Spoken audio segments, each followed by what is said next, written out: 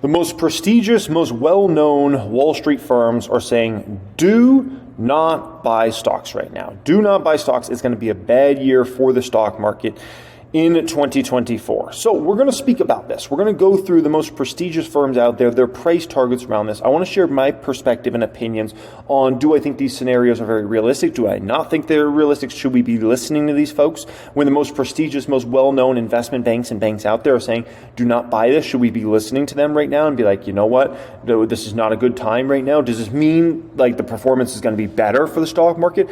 And so we'll talk in depth about this. I thought this was a really important video to bring out to your day because all these prestigious Wall Street firms have all put out their price targets for the S&P 500 for 2024. And I'm just saying it's very, very bearish. Okay, I want to get straight into this. I appreciate y'all joining me as always. Thank you for smashing that like button. Thank you for being subscribed to the channel. Like I said, let's get straight into this one, folks. Okay, so Goldman Sachs, one of the most well-known, most respected investment banks in the world, probably the most. They have a price target for the S&P 500 next year of 4,700. Right now we're at 4,622. Basically what that means is you would get a better return in, let's say, treasuries than being in the S&P 500 next year. So it's basically a way Goldman Sachs, way of saying, hey, put your money in our Marcus Goldman Sachs, savings account product, because you're there, you can get like 4 point something percent at least, right? Because you're not going to get that in the S&P 500. Wells Fargo basically says the market's going to be flat in 2024. Their price target is 46.25 for the S&P 500. Right now we're at 46.22. That's extremely bearish. I mean, once again, you put your money in a savings account or treasuries, you would get a far better return on investment than putting in the S&P 500 if Wells Fargo is accurate there, right? Barclays and Morgan Stanley say not only is it way better to be in treasuries or a savings account in 2024, but you would be better off just putting your money under your mattress or something like that. That's what Morgan Stanley and Barclays are saying, two of the most well-known Wall Street firms out there, right? 4,500, they think. Right now we're at 46.22, so that's quite significant downside for the S&P 500. And JP Morgan, the biggest big dog of them all, Jamie Dimon, the folks over there, 4,200. S&P 500, we're at 46.22, which means almost like hedges and short positions. Maybe that's the best way to play this market at this point in time, right? So let me ask you this, okay?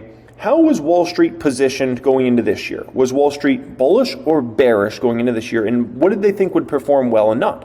I'll tell you exactly. Wall Street overall going into this year was bearish. And from these Wall Street folks, they had said, if anything, the first half of the year is going to be very bad for the stock market, and the second half of the year will be good for the stock market. So if there was any bullish momentum, that's what they were all saying. And I have that reaction channel, so I react to these Wall Streeters all the time, almost every day on that reaction channel, right? They were all saying, watch out the front half of the year. First half of the year, ugly, ugly, ugly. Get ready to go down all the way to Chinatown. Second half of the year, we're going to have some fun. So what actually happened in reality versus what Wall Street was saying? Well, Meta stock up 164% year to date, right? And guess what? Almost all of those gains came in the first half of the year. The point that they said was supposed to be so bad, and yet this stock returned 164%, and it basically got all those gains in the first half of the year, right? Look at the stock through July, the front half of the year. And then look at it in the second half of the year. Not much has happened, right? Tesla, up 102% year to date. Guess where all the gains came? They all came in the first half of the year and not in the second half of the year. Look at Amazing's stock. What an amazing year for Amazon. Such a strong year. 70% return for Amazon stock. And almost all the gains came in the front half of the year. In NVIDIA stock, 213% return year to date. Man, did Wall Street get it wrong and being bearish on 2023, huh? Holy smokers, that's no jokers. Guess what? Almost all the gains for NVIDIA came in the first 6 months of the year. Incredible. They got it wrong times two. One thing to be bearish on the market and wrong about that, and when it was an extremely bullish year, but the second component of that is saying, oh yeah, stocks are going to be horrible in the first half, and then they were great in the first half, and then actually in the second half, they didn't do much, right? Shopify stock, 104% return year to date. And guess what? Most of that came all in the front half of the year. AMD stock, 103% return year to date, and almost all of it came in the front half of the year. Absolutely extraordinary, right? Microsoft stock, 52% year to date, up. Almost all those gains came in the front half of the year. My gosh. Now, the stock market, it reminds me a little bit of a crowded wagon or a crowded truck at points, right?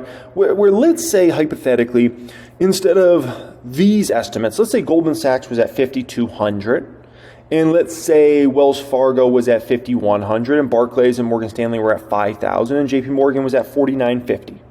Well, at that point in time, I start to say, uh-oh, I'm a little fearful here. Why would I be a little fearful? Well, it's a little bit of a bandwagon scenario, right? Where I'm waiting for somebody to just pull that handle on the truck and we all fall out of the truck, right? That's how I start to feel when I look out there and everybody's bullish. So me seeing what I'm seeing from the Wall Street firms, like how do I personally feel about these Wall Street firms and how they feel about the stock market in 2024? The truth is, I feel phenomenal. I feel phenomenal seeing how bearish these folks are, these most prestigious Wall Street firms, seeing how bearish they are for 2024 makes me feel a whole lot more comfortable because I know these folks are telling their clients, hey, you know what? Stick in treasuries for now. Don't bother buying this market. Stay over there. And that's just more money. That's adding up to more money because remember, you're getting a return on those treasuries, right? Or if you're in a savings account that's yielding 4% plus, you're getting a return on that. So it's more money stacking up that will enter back into the stock market. Big question is, how much more of that money starts to pour in the first half of the year, second half of the year, 2025. But the bottom line is there's crazy money over there just sitting around, just earning that interest right now, just waiting to FOMO into the market at some point in time, right? And that makes me feel very comfortable knowing all that's out there when everybody's bullish and it feels like every dollar that could possibly be invested in the stock market is already invested. That's a little scary, right? That's a little scary. I'll give you an analogy that my accounting instructor, who I had for 3 levels of accounting in college, and he gave me one of the best analogies I could ever hear, and this was kind of like 2008, 2009, somewhere around there, when I was just still really like figuring out this whole money game and stock market and investing and assets and versus liabilities and all this stuff, right? And he gave me a great analogy. He said, imagine, and it wasn't just me, he said this to the whole class. He said, he kind of explained, when to buy assets and when not to buy assets. It was phenomenal the way he explained it. He said, imagine you get invited to this pool party. This pool party is going to be epic, man. Everybody's going to be there. It's going to be so much fun. All the guys and girls of your dreams are going to be there, okay? It's going to be so much fun. And, imagine you get to the party a little early, you get in the pool, you're having a good time, more people show up, you're having a good time, chatting with everybody, everything's good. And then eventually, it seems like everybody's at this party now and, everybody's in the pool. And, people are drinking a little out of control and, there's some nasty stuff that's going to be in that pool and it's probably time to get out of that pool, right? And, some fights are probably going to start brewing because people are drinking a little too much and all this stuff's happening, right? That's the stock market. That's the stock market. And when it feels like everybody's bullish, that's when it feels like you're at the pool party and everybody is already in the pool at that point in time. And it's like, oh boy, we're just waiting for some problems to arise at this point in time. We probably reach peak fun and then it's downside, right? But right now, I feel like, I'm in the pool and maybe a few other people are in the pool and we're having a good time. And it seems like a lot of other people are just kind of on the sideline, I don't know if I want to get in that pool or not. And that feels great. I'm perfectly fine with that. I'm worried about when it's overcrowded in here. That's what I'm worried about. Well, I think one of the best asset classes to ever illustrate this point is Bitcoin, to be honest. Because what a difference between last year at this time versus last week at this time. Because last year at this time, no one wanted to hear anything about Bitcoin or buy Bitcoin, nothing like that. Come on, man. Okay? But an interesting phenomenon happened last week in real life to me. Listen to this. 2 different friends who don't know each other or anything like that, spoke to me about Bitcoin last week. Very intriguing. One friend who's very conservative with their money was talking about Bitcoin and talking about potentially, getting in Bitcoin. What's your thoughts? I'm thinking about buying. It's been, doing pretty good. These sorts of things. And I thought that was strange because they're usually very conservative with their money. Another friend texted in a group chat and with me and another friend, and says, "Hey, what do you guys think about Bitcoin? I got a friend over here telling me it's going to 100,000 next year.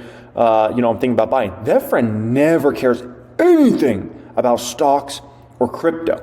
Never cares about stocks or crypto. The fact that they would text out of the blue about Bitcoin going to 100,000, it's going to be 1 million someday. They're talking about. Should I buy? Ooh, okay. What's going on here? Whoa! What a sentiment change! What a difference a year makes. It really shows you how much how well or bad a particular asset class can make people feel good or bad about that particular asset class. It's absolutely phenomenal, right? So when these guys all jump in and they all go bullish, right? That's a standpoint where I think it's going to get really scary. And I don't know when that is. Maybe it's the end of next year. Maybe it's the following year. I don't know. But at some point in time, all these Wall Street firms will all go full bullish mode on the market. And that's a time period. You obviously know me. I always got some hedges on the market. But this makes me feel comfortable. What they got going on there, if these guys are all bullish, that's when I start to get a little scared. I wanted to look back at time. I like to study past time period histories and those sorts of things. And so I wanted to go back to kind of 2008, 2009, some of these time periods in the past and say, did Wall Street expect certain things to happen or transpire or not? And I found this came out at the end of December of 2007. And this was kind of like Wall Street, predictions for 2008 for the stock market. And this is very intriguing. Because what I found is Wall Street was extremely bullish going into 2008. Now we look back and we're like, what? They went bullish going into 2008? Yes. Overwhelmingly bullish going into 2008. I mean, most of these people were predicting an S&P 500 to go 1,500 to almost 1,800 during the year, right? And the Dow to be somewhere between about 14,000 and 16,000 exiting in 2008. And what did we get in 2008? Well, S&P 500 in the 800s and a Dow around 8,000. Oh my gosh. So they were all way too bullish. I mean, way too bullish on the stock market. It's incredible that they were that far off. I mean, like night and day off, right? And so you could have went into this year and been like, oh, all these Wall Street folks are feeling really good about the market.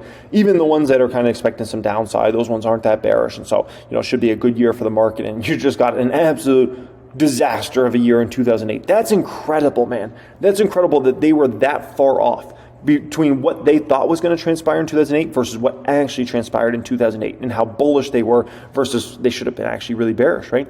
I looked at this one. This is from ABC News. This came out January 2nd, 2008. Bull Talk, 2008 predictions for the S&P 500. The most bullish 2008 forecast comes from Jason of Hedges Research Partners. Who knows if they're still in business or not. His thesis, we won't get a recession. Therefore, any weakness in profit growth will be offset by a swelling of PE ratios. The bottom line, with the Fed lowering rates, investors will be willing to pay more for every dollar of corporate earnings. His prediction was for the S&P 500, 1680. Once again, the S&P 500 ended the year in the 800s. Half of that. Bear talk. The most conservative forecast comes from this individual from Morgan Stanley. I guess they were the Mike Wilson of their day. His thesis, profit growth estimates are way too high. Pesky inflation pressures will make it tougher for the Fed to lower rates aggressively.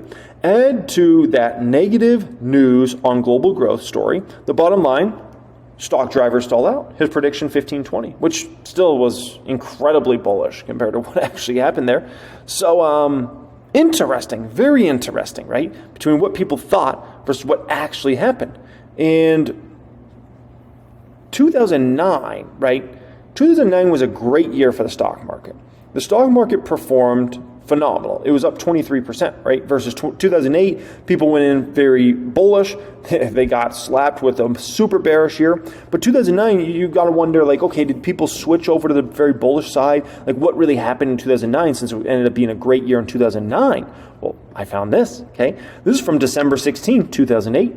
This was, folks, 2009 S&P price targets out there. UBS, Goldman Sachs, Strategis, Credit Suisse, Citi, HSBC, and Merrill Lynch. And what did we find? Well, The S&P 500 ended that year 11.15, right? And almost everybody was too bearish. Goldman Sachs was too bearish. Strategist was too bearish. Credit Suisse was too bearish. And remember, 1,050, and when it's at 1115, like that's a huge discrepancy in the percentages. That's a massive percentage difference. It might look like, oh, it's only 65 points off. No, in a percentage basis, that's like a night-and-day difference for an S&P price target. That's insane how wrong they were, right? Citi was expecting a price target of 1,000. Oh my gosh. HSBC was expecting 1,000, and Merrill Lynch was expecting 975. So there we go. Wall Street went into 2009 so flipping flapjack and bearish, and they were so wrong. Incredible. They go into 2008 way too bullish. They're wrong. They go into 2009 way too bearish. They were wrong. It almost starts to feel like a game of you got to play the opposite. Like whatever Wall Street's consensus is, you almost got to play an opposite game in that situation, right? Incredible. Now, what about 2022? We know how 2022 turned out, right? So, guess what? Wall Street thought 2022 was going to be an awesome year for the stock market. And they thought it was going to be so awesome in 2022 that they were expecting the S&P 500 to go up more than on an average year. Analysts are forecasting the S&P 500 to rise 9.6% in 2022, which is, once again, eclipsing, because usually, the thing you're taught is the S&P 500 should usually be able to get you around an 8% return a year, right? So they were expecting to be better than the average year in 2022, right? This came out December 31st, 2021. And then what did we get? We got the third worst year for the S&P 500 in the past 40 plus years. If you look at the past 4 decades plus, we had the third worst year. You can't make this stuff up. And they were expecting to be a better year than average. You can't make this stuff up. I mean, my gosh, wrong and wrong and wrong and wrong and wrong again, like Donkey Kong, right? That's incredible. That's absolutely incredible. But I can't just give it to Wall Street. I got to give it to the mob as well, right? The mob is fickle. They say that in Gladiator, right? What is the mob? The mob is people. The mob is retail investors. Because you say, okay, I can't trust Wall Street's opinion on this. Can I trust the mob's opinion? The retail investors, right? Well, hold on just a moment. Okay? So every week inside the private group, we do this investor report. It goes through a massive amount of data to just let everybody know in the private group, like all this different relevant information for folks, right? And one of the things we show in there, of many things, is AI investor sentiment numbers. And this was November 3rd investor report for the private group, right? On November 3rd, we put out this investor report, and basically AI sentiment which basically a gauge for how investors are feeling about the market for the next 6 months. Are they bullish on the market the next 6 months, bearish? At that particular time, only 24% of investors were bullish on the stock market for the next 6 months. And these are mostly retail folks that kind of take the survey from my understanding. And over 50% were bearish. Over 50% were bearish on the market the next 6 months, right? That's incredible. Like to have over a 50% number on bearish, that's over 1 out of 2 people. It's bearish, thinking the stock market's going to go down the next 6 months. That was November 3rd. What about a month later? Look at this. This is less than a month later. This was the investor report we put out December 1st, 2023, right? Less than 1 month later. And now, and remember, the Fed didn't change rates. The Fed didn't make some big decisions. We already had earnings out at this point in time for many of the big dogs. Now, almost 50% of investors were bullish on the market and only 19.6% bearish. You can't make this stuff up, right? Absolutely incredible in less than 1 month's time. In less than 1 month's time. Wow. Okay. Tom Lee. What was everybody saying about Tom Lee at this time last year? I know what he was saying. I saw the comments section whenever Tom Lee would speak on CNBC or different platforms at this time last year. People were calling him a clown. They were saying, how's he not fired? They were saying, clueless Tom? Do the opposite of everything he says? They were just obliterating him. Anytime he came on CNBC or anywhere in the fourth quarter of 2022, he got wrecked. Even some of the hosts started being a little pushy toward him, in my opinion, right? Incredible. Now, all of a sudden, Tom Lee's a genius. And people love Tom Lee again, right? Because Tom Lee, very bullish. And what has this year been? A very bullish year, right? On the flip side, it's interesting. I reacted to 3 different videos earlier today on the reaction channel, right? And one of those videos was a video from Mike Wilson, who's been extremely bearish on the market last couple of years. And he's a Morgan Stanley guy, right? And if you go back to last year at this time, people spoke about Mike Wilson like on such a high level. Oh my gosh, he's so level-minded. He's so smart. This guy really knows what's going on. He gets it, right? And now I looked at the video top comments today. Look at this. If only I listened to him a year ago, I would have missed out on a 25% run. Keep helping us, Mike. Keep talking the market down. I guess he's avoiding CNBC at this point because this was on Bloomberg. He has no credibility. Why hasn't he been fired? How does he still have a job? If it were up to Mike Wilson, we'd all sit on cash till retirement. I want to see his actual stock portfolio and trades and compare it to what he says on here, right? And that's just a year. Just a year. What a difference a year makes. And so it goes back to the gladiator, and it goes back to the mob is fickle, right? And so the truth is you can't listen to the mob. You can't listen to Wall Street. You can't listen to either of these guys because both sides think they know everything that's going on, but they really don't. They really just don't. They try to make all these predictions and, jump on this side and it's all bullish, all bearish, and it's unrealistic, man. Neither side actually really knows much of what's actually going on, okay? You can play this game very simply. If I see undervalued assets that are good assets, I buy those assets. If I see fairly valued assets that are great assets, I buy those assets. If I see overvalued assets, I don't buy. If I see bad assets, I don't buy. It's a very simple game. If you look at the video I put out yesterday, right, and you go through the public count, I own a ridiculous amount of the best assets in the world. In the world. And that's where I have the majority of my money. And then I'll take a few smaller risks on assets that are not great assets right now, but I think are going to be great assets in the future. But if you look at where all my big dog money is, I own the greatest assets in the world.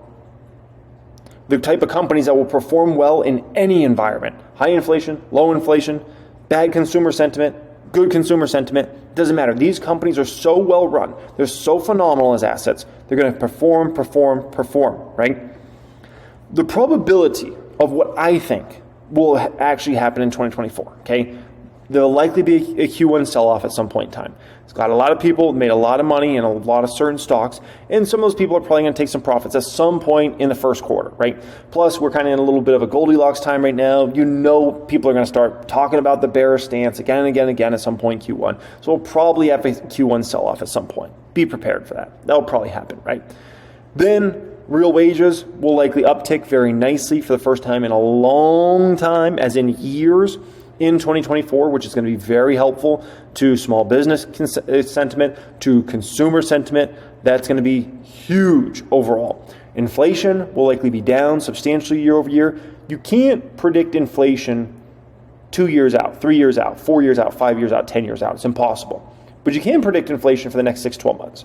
And everything I look at, inflation is going to be down very nicely year over year in 2024. There's nothing, absolutely nothing that makes me say, oh, inflation is going to be a big problem for us over the next 6-12 months. Nothing. And I look at everything.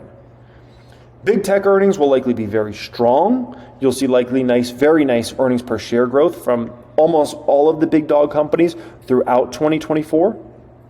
And small caps will likely roll pretty heavy in the year overall. That's what's likely to play out in the stock market in 2024. To play the price target game is a little bit of a fool's game, in my personal opinion. You got to say what's kind of realistic here.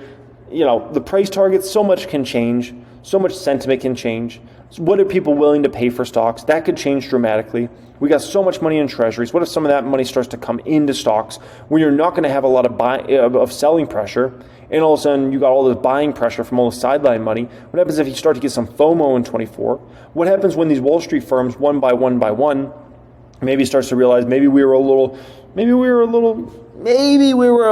too bearish, and maybe we should consider the other side a little bit, right?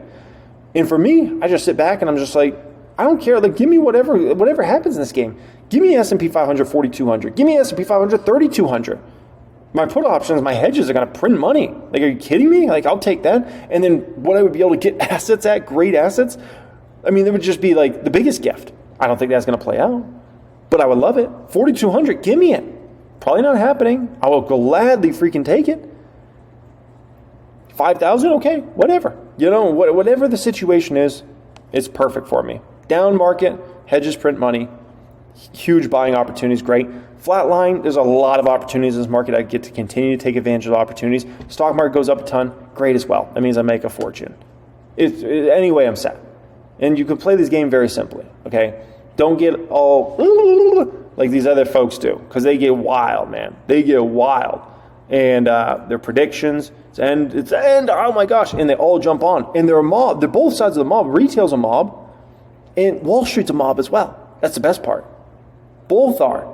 And they both follow each other around. And if they all say we're going bullish, we'll all go bullish. If they all say we're going bearish, we'll all go bearish. Like, it's the game, man. Appreciate y'all joining me as always. Much love. Thanks so much, folks. Also, oh my goodness, I just made my face really small. Woo, hello. New membership cards just came out for private stock group members, new members we get in the next 12 months. And what stock is it? It is a particular stock. It's not just a random stock. It's a very specific stock. I talk about this stock quite a bit. But yeah, those are brand new membership cards. Very happy to have these guys come in. Last year, the membership cards, the stock chart was Tesla. It was Tesla in the bull run. This year, it's a different stock for the membership cards this year.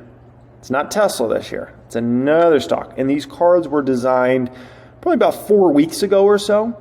And so think about what stock chart this was about 4 weeks ago.